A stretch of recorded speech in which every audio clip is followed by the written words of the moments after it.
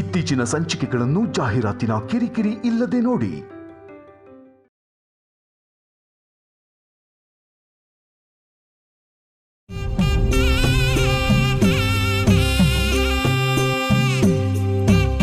ನಮಸ್ಕಾರ ಪುರೋಹಿತ್ರೆ. ನಮಸ್ಕಾರ.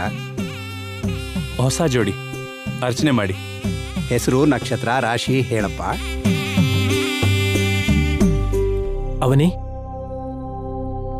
ನಿನ್ನ ನಕ್ಷತ್ರ, ರಾಶಿ, ಗೋತ್ರ, ವಾರ ಎಲ್ಲ ವಿವರವಾಗಿ ಹೇಳು. ಅವನಿ, ಮೊದಲು ನೀವ್ ಹೇಳಿ. ಪರವಾಗಿಲ್ಲ, ನೀನ್ ಹೇಳು. ಮೊದಲು ನೀವ್ ಹೇಳಿದ್ರೆ ಚೆನ್ನಾಗಿರತ್ತೆ. ಹಾಗೇನೂ ಇಲ್ಲ, ನನಗೆ ಅಂತ ಫಾರ್ಮಾಲಿಟೀಸ್ ಎಲ್ಲ ಏನೂ ಇಲ್ಲ. ಮೊದಲು ನೀನು ಹೇಳು ಅವನಿ. ಹಾಗಲ್ಲ. ಟೈಮ್ ವೇಸ್ಟ್ ಮಾಡದೆ ಯಾರೋ ಒಬ್ರು ಹೇಳಿ. ಅವನಿ, ಮೊದಲು ನೀನೇ ಹೇಳ್ಬಿಡಮ್ಮ. ಸ್ವಾತಿ ನಕ್ಷತ್ರ.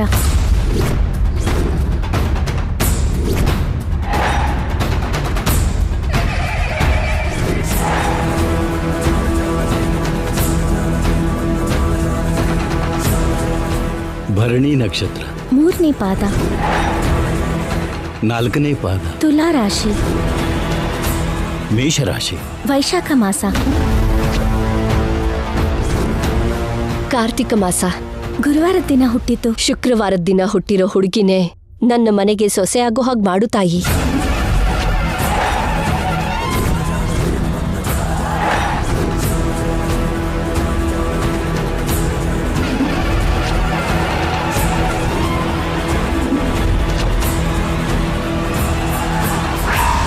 ಶ್ರೀಕರ್, ಏನಾಯ್ತ್ರಿ? ಏನಿಲ್ಲ, ಜಸ್ಟ್ ಕಾಲ್ ಸ್ಲಿಪ್ ಆಯ್ತು. ಈಗ ಓಕೆ ಅಲ್ವಾ? ನೀನು ಹೇಳಪ್ಪ. ಹೆಸರು ಶ್ರೀಕರ್. ಪುನರ್ವಸು ನಕ್ಷತ್ರ. 2ನೇ ಪಾದ. ಮಿಥುನ ರಾಶಿ.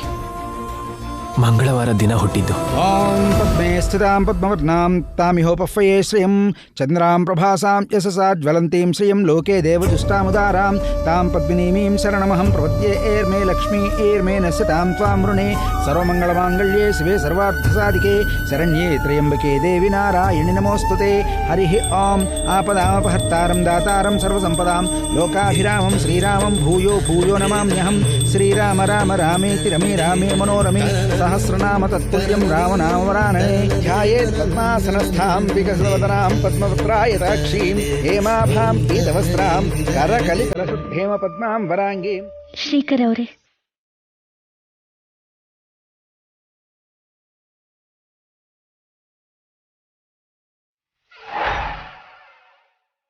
ದೀರ್ಘಸುಮಂಗಳೀ ಭವ ಮನೋವಾಂಛಾ ಫಲಸಿದ್ಧಿರಸ್ತು.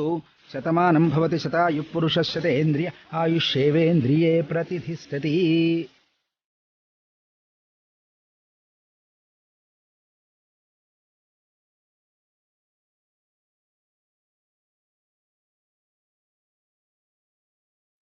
ಹೋಗಿ ಪ್ರದಕ್ಷಿಣೆ ಹಾಕೊಂಡು ಬನ್ನಿ.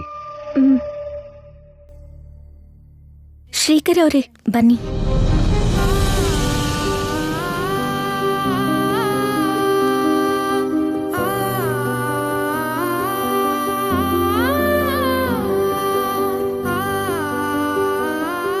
ಅವನಿ, ನೀನು ಹೋಗಿ ಪ್ರದಕ್ಷಿಣೆ ಮಾಡ್ಕೊಂಡ್ ಬಾ. ಇಬ್ರು ಸೇರಿ ಪ್ರದಕ್ಷಿಣೆ ಮಾಡೋಣ. ನನ್ನ ಕಾಲು ಉಳುಕಿದೆ ಅಲ್ವಾ? ಸರಿ, ನಾನ್ ಮಾಡ್ತೀನಿ ಬಿಡಿ.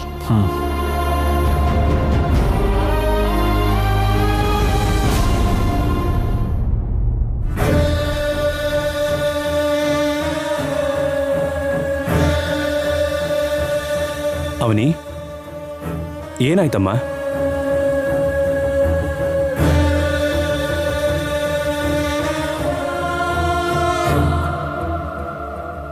ಅವನಿ, ಏನಿದು? ಎದ್ದೇಳು.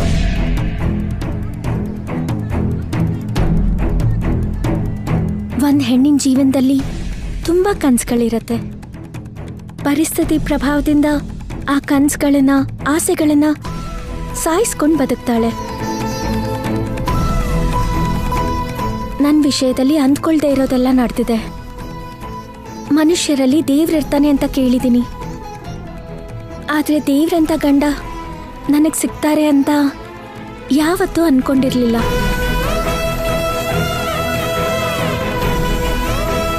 ನಿಮ್ಮ ಪ್ರೀತಿನ ಪಡೆಯೋದು ಒಂದು ವರ.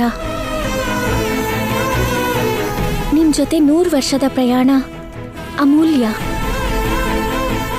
ಈ ಕ್ಷಣದಿಂದ ನಿಮ್ಮ ನೆರಳಲ್ಲಿ ಬದುಕ್ತೀನಿ, ನಿಮ್ಮ ನೆರಳಾಗಿ ಬದುಕ್ತೀನಿ.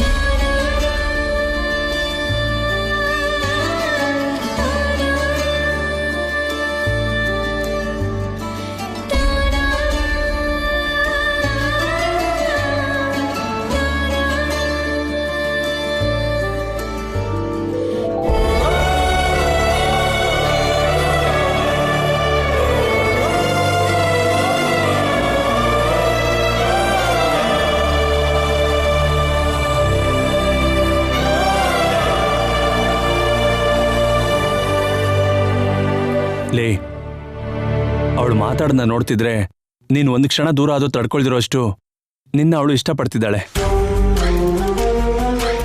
ಜಾತಕ ನೋಡಿದ್ರೆ ಹೊಂದಾಣಿಕೆ ಆಗ್ತಾ ಇಲ್ಲ. ದೊಡ್ಡ ಮನೆ ಸೊಸೆ ಆಗ್ತೀನಿ ಅಂತ ಗೊತ್ತಾದ ಕ್ಷಣದಿಂದ ಅವಳ ಜಾತಕ ಸರಿ ಹೊಂದುತ್ತೆ ಅನ್ನೋ ನಂಬಿಕೆನೆ ನನ್ನನ್ನು ಇಷ್ಟು ದೂರ ನಡೆಸಿದೆ. ಇವಾಗ ಈ ವಿಷಯ ಅಮ್ಮನಿಗೆ ಗೊತ್ತಾಯ್ತು ಅಂದ್ರೆ ಏನ್ ನಡೆಯುತ್ತೋ ಊಹಿಸೋದಕ್ಕೆ ಆಗ್ತಿಲ್ಲ. ಮತ್ತೇನ್ ಮಾಡ್ಬೇಕು ಅನ್ಕೊಂಡಿದ್ಯೋ? ಅರ್ಥ ಆಗ್ತಿಲ್ಲ ಕಣೋ. ಮನೆಗೆ ಹೇಗೆ ಕರ್ಕೊಂಡು ಹೋಗ್ತೀಯಾ? ಗೊತ್ತಾಗ್ತಿಲ್ಲ. ಹಾಗಂದ್ರೆ ಹೇಗೋ?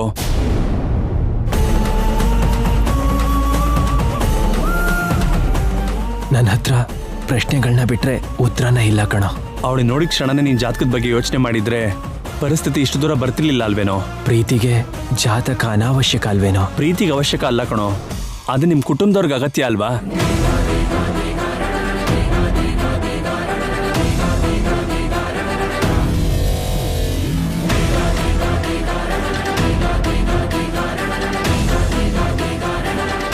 ಯಾವುದೋ ರೀತಿನಲ್ಲಿ ಅವನಿನ ಮನೆ ಕರ್ಕೊಂಡು ಹೋಗ್ತೀನಿ. ಅಮ್ಮನ ಒಪ್ಸೋಕ್ ಪ್ರಯತ್ನ ಮಾಡ್ತೀನಿ. ಅವನಿ ಅಂತ ಹುಡುಗಿ ಸಿಕ್ಕಿರೋದು ನಿನ್ನ ಅದೃಷ್ಟ ಕಣೋ. ಅವಳಿಗೆ ಮಾತ್ರ ಅನ್ಯಾಯ ಆಗಬಾರ್ದು. ಆಯ್ತು ಅಂತ ಗೊತ್ತಾಯ್ತು ಅನ್ಕೋ, ಫ್ರೆಂಡ್ ಅಂತ ಕೂಡ ನೋಡಲ್ಲ. ಅರ್ಥ ಆಯ್ತಾ?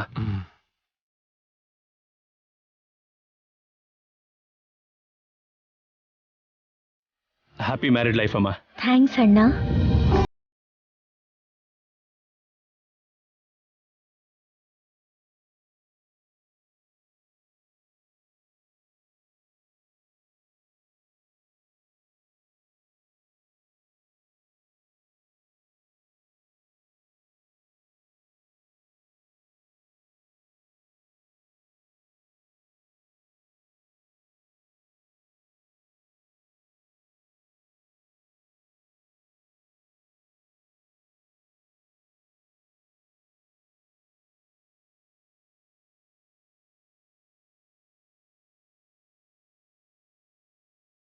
ಏನೇ ಕಷ್ಟ ಬಂದ್ರು ನನಗೊಂದು ಫೋನ್ ಮಾಡಮ್ಮ, ನಾನು ತಕ್ಷಣ ಅಲ್ಲಿಗೆ ಬರ್ತೀನಿ.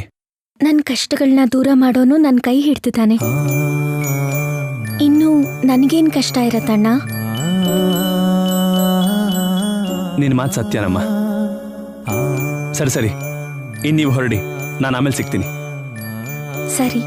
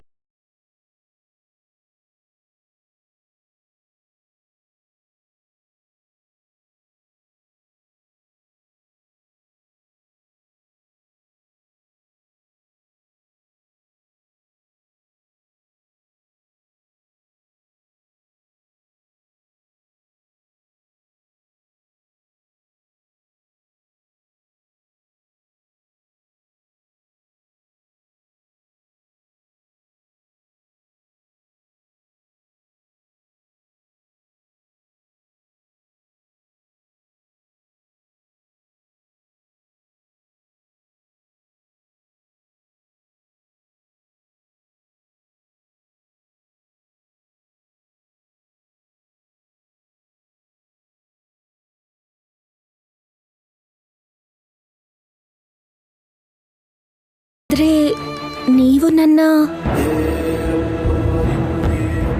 ಏನ್ ಕೇಳಬೇಕು ಅನ್ಕೊಂಡಿದ್ದೀರೋ ಕೇಳಿ. ಯಾಕೆ ಸಂಕೋಚ? ನೀವ್ ನನ್ ಮೇಲಿರೋ ಪ್ರೀತಿಯಿಂದ ಇಷ್ಟಪಟ್ಟೆ ಮದ್ವೆ ಆದ್ರಿ ಅಲ್ವಾ? ಸಹಾನುಭೂತಿಗೋ ಕರುಣೆಗೋ ಅಲ್ಲ ಅಲ್ವಾ? ನನಗೆ ತುಂಬಾ ಇಷ್ಟ ಆಗಿರೋ, ನನ್ನ ಪ್ರಾಣ ಆಗಿರೋ ನನ್ನ ಅಮ್ಮನ ಮೇಲೆ ಆಣೆ ಮಾಡಿ ಹೇಳ್ತಿದ್ದೀನಿ, ನಾನು ನಿಮ್ಮನ್ನ ಪ್ರೀತಿಸಿದ್ದೀನಿ.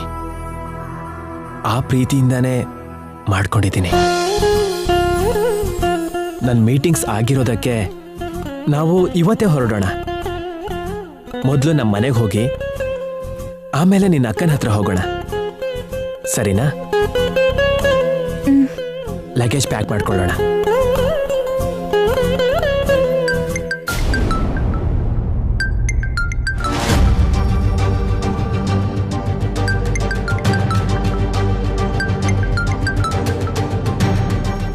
ಅಮ್ಮ ಹೇಳಮ್ಮ. ಫೋನ್ ಒಂದ್ಸಲ ರಿಂಗ್ ಆಯ್ತು, ಒಂದ್ಸಲ ಸ್ವಿಚ್ ಆಫ್ ಅಂತ ಬಂತು. ಏನಾಯ್ತು? ಕೆಳಗಡೆ ಬಿತ್ತು ಅಂತ ಹೇಳಿದ್ನಲ್ಲಮ್ಮ, ಅವಾಗಿಂದ ಸ್ವಲ್ಪ ಪ್ರಾಬ್ಲಮ್ ಆಗಿದೆ. ಸರಿ, ಹೊರಟಿದ್ಯಾ ಅಲ್ವಾ? ಹೊರಡ್ತಿದ್ದೀನಿ. ಏನ್ ಧ್ವನಿ ತುಂಬಾ ಆಯಾಸ ಆಗಿರೋ ಹಾಗಿದೆ, ಮೈಗೆ ಹುಷಾರಿಲ್ವಾ? ಅದೇನಿಲ್ಲ ಅಮ್ಮ, ವಾಟರ್ ಚೇಂಜ್ ಆಗಿದೆ ಅಲ್ವಾ, ಅದಕ್ಕೆ ಹಾಗಾಗಿದೆ.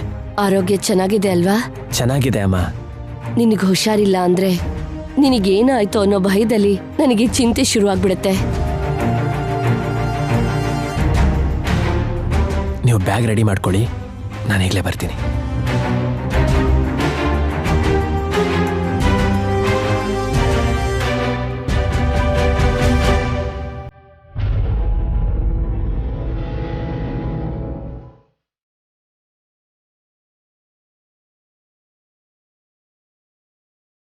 ಅಮ್ಮ ಹೇಳು ಕಂದ. ನಿನಗೊಂದು ಸರ್ಪ್ರೈಸ್ ಅಂದೆ ಅಲ್ವಾ? ಹೌದು.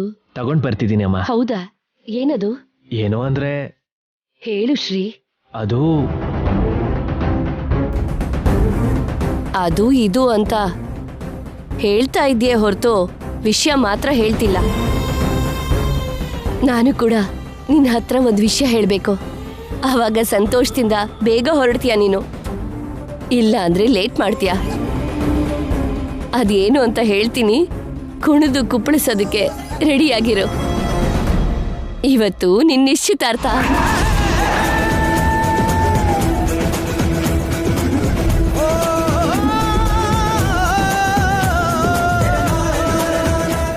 ಏನು? ಹೌದು ಮಗನೇ, ಪುರೋಹಿತರು ಸಂಬಂಧ ತಂದಿದ್ದಾರೆ. ನಾವು ಕೇಳ್ಕೊಂಡ ರಾಶಿ, ನಕ್ಷತ್ರ, ವಾರ, ಮಾಸ ಎಲ್ಲ ಹೊಂದಾಣಿಕೆ ಆಗೋ ಹುಡುಗಿನ ನೋಡಿದ್ದಾರೆ. ಆ ಹುಡುಗಿ ಹೆಸರೇನು ಗೊತ್ತಾ? ಪವಿತ್ರ. ನಿನ್ನೆ ನಾನು ಅಪ್ಪ ಹೋಗಿ ನೋಡ್ಕೊಂಡು ಬಂದಿದ್ದೀವಿ. ನಿನ್ಗೆ ತಕ್ಕ ಜೋಡಿ, ತುಂಬಾ ಚೆನ್ನಾಗಿದ್ದಾಳೆ. ಅದಕ್ಕೆ ತಡ ಮಾಡ್ದೇನೆ ನಿಶ್ಚಿತಾರ್ಥಕ್ಕೆ ಏರ್ಪಾಡು ಮಾಡ್ಬಿಟ್ವಿ.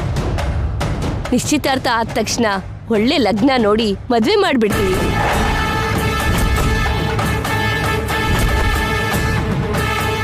ಈ ಶುಭವಾರ್ತೆನ ನೀನು ಇಲ್ಲಿ ಬಂದ ಮೇಲೆ ಹೇಳೋಣ ಅನ್ಕೊಂಡೆ.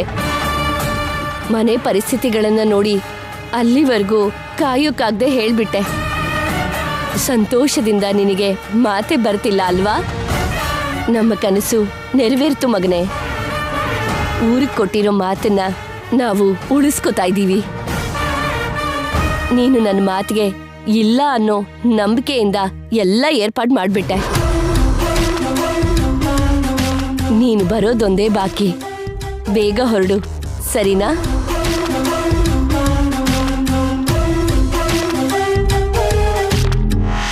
ಶ್ರೀ, ನಿನಗೆ ಸರಿ ಅಮ್ಮ.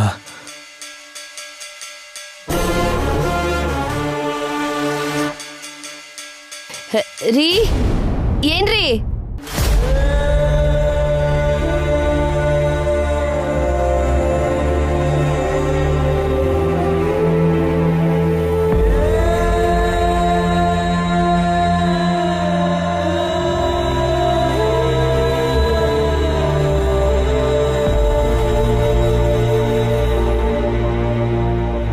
ಪ್ರೀತಿಸಿರೋ ಹುಡುಗಿಗೆ ತಾಳಿ ಕಟ್ಟಿದ್ಮೇಲೆ ಜಾತಕ ಹೊಂದಾಣಿಕೆ ಆಗೋ ಹುಡುಗಿ ಸಿಗೋದು ಅಂದ್ರೆ ಏನು? ದೇವ್ರೆ, ಏನ್ ಈ ಪರೀಕ್ಷೆ?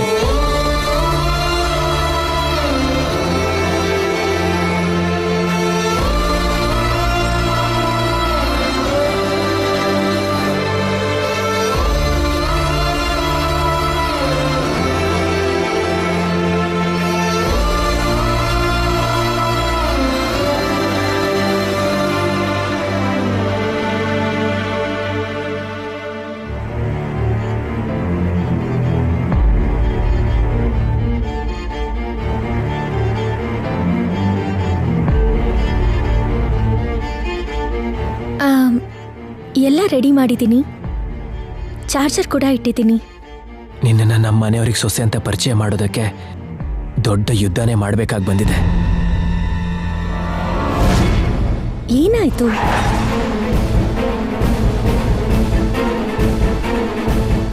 ಏನಿಲ್ಲ, ಹೊರಡೋಣ.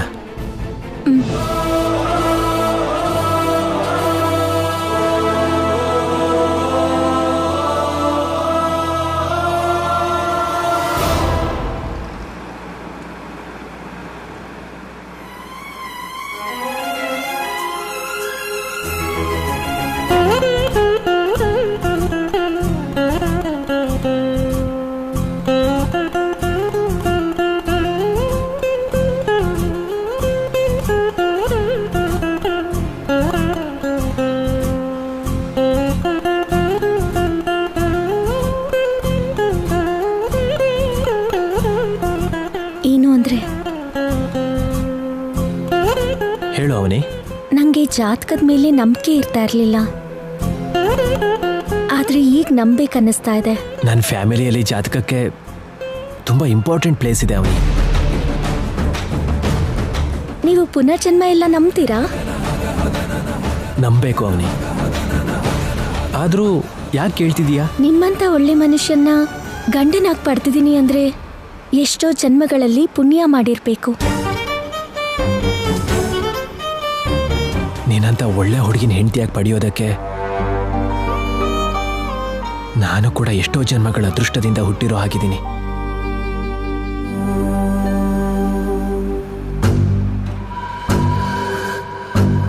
ಹೊರಗೆ ನಗ್ತಿರೋ ಹಾಗಿದ್ದೀರಾ, ಒಳಗಡೆ ಟೆನ್ಷನ್ ಮಾಡ್ಕೊಂತಿದ್ದೀರಾ.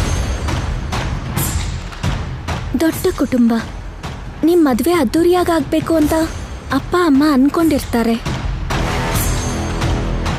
ನನ್ನ ಈ ಪರಿಸ್ಥಿತಿಲಿ ಕರ್ಕೊಂಡು ಹೋಗ್ತಿದ್ದೀರಾ. ಯಾರಿಗಾದ್ರೂ ಭಯ ಇರತ್ತೆ.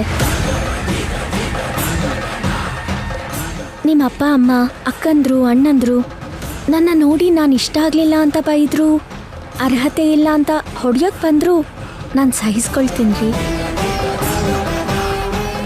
ಮದುವೆ ಮಾಡ್ಕೊಂಡಿದ್ದೀವಿ ಅಂತ ಹೇಳಿದ ತಕ್ಷಣ ಅವರು ಕೋಪ ಬರೋದು ಸಹಜನೇ. 4 ಮಾತನ್ನೋದು ಅವ್ರ ಹಕ್ಕು. ತಲೆ ತಗ್ಗಿಸ್ಕೊಳ್ಳೋದು ನಮ್ಮ ಧರ್ಮ.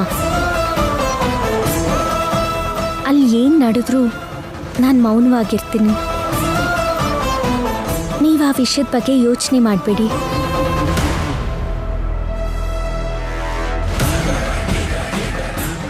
ಮನೆಯವರೆಲ್ಲರೂ ನನ್ನ ಅರ್ಥ ಮಾಡಿಕೊಂಡು ಒಪ್ಕೊಳ್ಳೋ ಹಾಗೆ ನಾನು ನಡ್ಕೋತೀನಿ. ಅತ್ತೆ ಮತ್ತು ಮಾವನ್ನ ದೇವರಿಗೆ ಸಮಾನವಾಗಿ ನೋಡ್ಕೊತೀನಿ. ನೀನು ಒಳ್ಳೆತನಕ್ಕೆ ನನ್ನ ಮನೆ ಪರಿಸ್ಥಿತಿ ಮಧ್ಯೆ ತುಂಬ ದೂರ ಇದೆ. ಒಂದು ಕಡೆ ನಿನ್ನ ಜಾತಕ ಹೊಂದಾಣಿಕೆ ಆಗ್ತಿಲ್ಲ ಅನ್ನೋ ಭಯ, ಮತ್ತೊಂದು ಕಡೆಯಲ್ಲಿ ನನ್ನ ನಿಶ್ಚಿತಾರ್ಥಕ್ಕೆ ಏರ್ಪಾಡು ನಡೀತಿದೆ ಅನ್ನೋ ಭಯ. ನನ್ನ ಮಾನಸಿಕ ಸಂಘರ್ಷದ ಬಗ್ಗೆ ನಿನ್ನ ಹತ್ರ ಹೇಳ್ಕೊಂಡ್ರೆ ನೀನು ತಡ್ಕೊಳ್ಳಲ್ಲ ಅವನಿ, ತಡ್ಕೊಳ್ಳಲ್ಲ.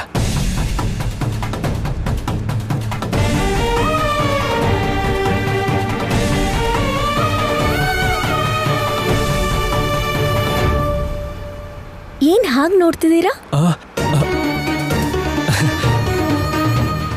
ಏನೂ ಇಲ್ಲ. ಯಾವ ಥರ ಪರಿಸ್ಥಿತಿ ಬಂದು ಎದುರಿಸೋಣ. ನೀವೇನು ಟೆನ್ಷನ್ ಮಾಡ್ಕೋಬೇಡಿ.